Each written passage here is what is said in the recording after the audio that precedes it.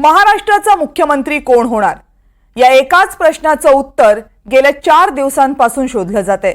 महाराष्ट्र भाजपच्या नेत्यांनी मुख्यमंत्री पदासाठी फडणवीसांचं नाव पुढे केलंय, तर शिंदेंची शिवसेना सुद्धा मुख्यमंत्री पदासाठी अडून बसल्याची माहिती आहे। मुख्यमंत्री पदावरून राज्यामध्ये आणि केंद्रामध्ये सध्या जोरदार हालचाली सुरू आहेत। काय काय सुरू आहे नेमकं राज्यभरात आणि केंद्रीय पातळीवर पाहूयात स्पेशल रिपोर्ट।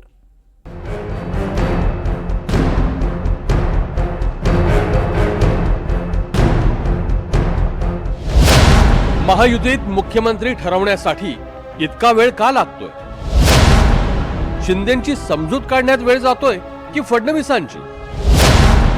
मोदी शहांच्या मनात नेमकं काय सुरू आहे?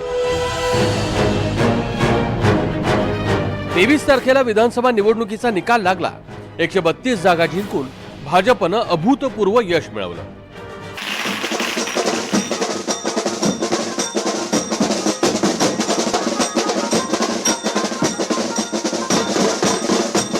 तरीही भाजप नेतृत्वानं मुख्यमंत्री कोण हे जाहीर केलेलं नाहीये, कारण एकनाथ शिंदे पुन्हा आपल्यालाच मुख्यमंत्रीपद मिळावं यासाठी आग्रही असल्याची माहिती आहे। शिंदेंच्या शिवसेनेच्या म्हणण्यानुसार विधानसभा निवडणूक एकनाथ शिंदेंच्या नेतृत्वात लढली गेली।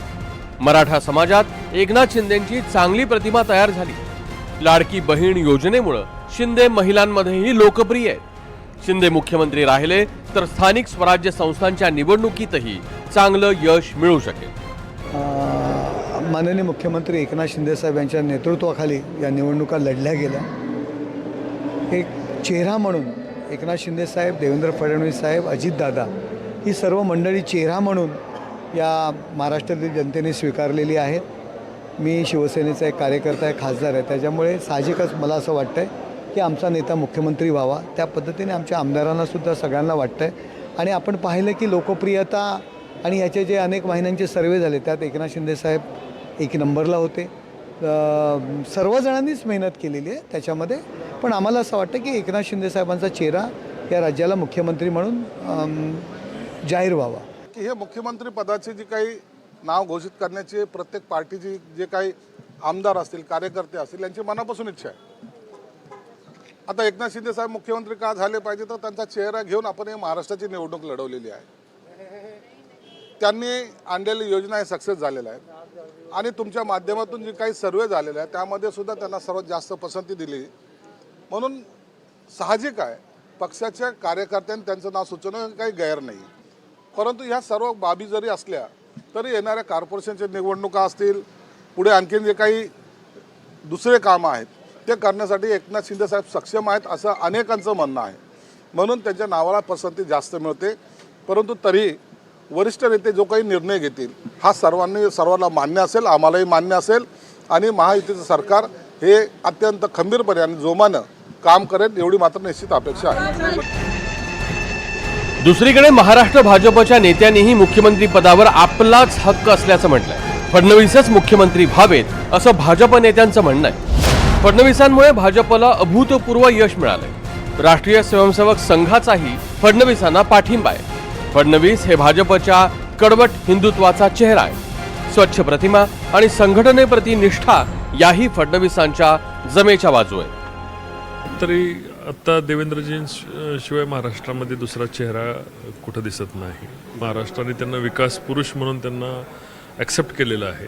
देवेंद्रजींच्या प्रत्येक महाराष्ट्रातल्या कार्यकर्त्याला, माझ्यासारख्या सर्वसामान्य कार्यकर्ते असोत, सर्व नेते मंडळी असोत, सगळ्यांना वाटतं की देवेंद्रजींनी आता मागच्या वेळेस त्याग केला होता।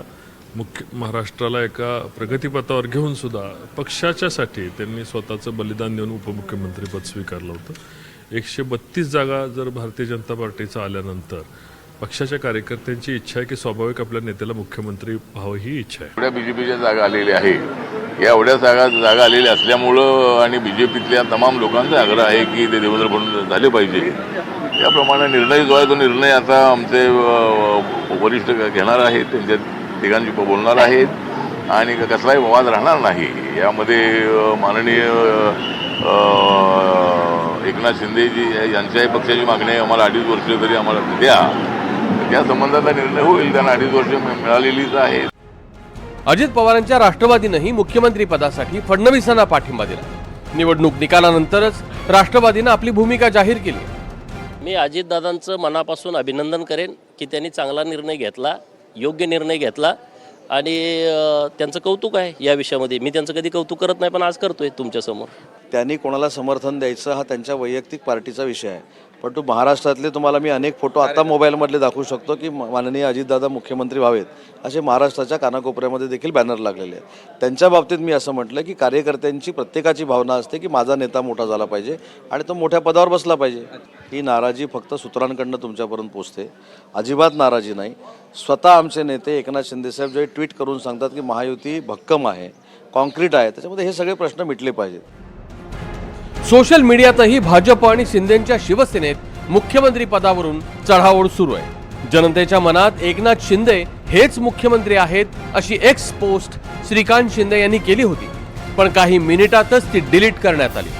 त्यानंतर टीम देवेंद्र या अकाउंटवरून फडणवीस हेच जनतेच्या मनातील मुख्यमंत्री आहेत अशी पोस्ट टाकण्यात आली. शिवसेनेच्या गटनेतेपदी एकनाथ शिंदेंची तर राष्ट्रवादीच्या गटनेतेपदी अजित पवारांची निवड झाली आहे, पण भाजपच्या गटनेतेपदी कोण हे अद्यापही स्पष्ट झालेलं नाही.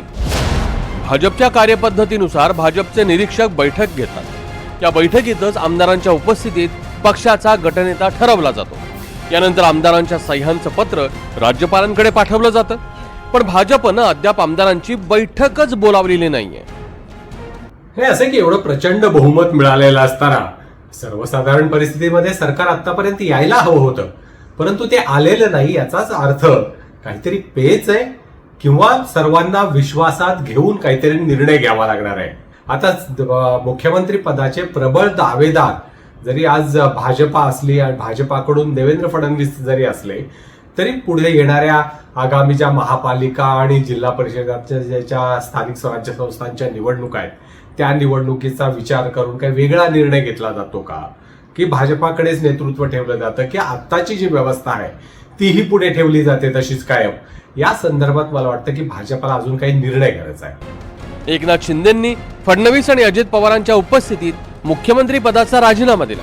सध्या काळजीवाहू मुख्यमंत्री म्हणून ते काम करतायत, पण पुढचा मुख्यमंत्री कोण असेल याचा सस्पेन्स कायम आहे. अमित शाह आणि मोदींच्या निर्णयानंतरच हा सस्पेन्स संपणार आहे. Bureau report, NDTV Marathi.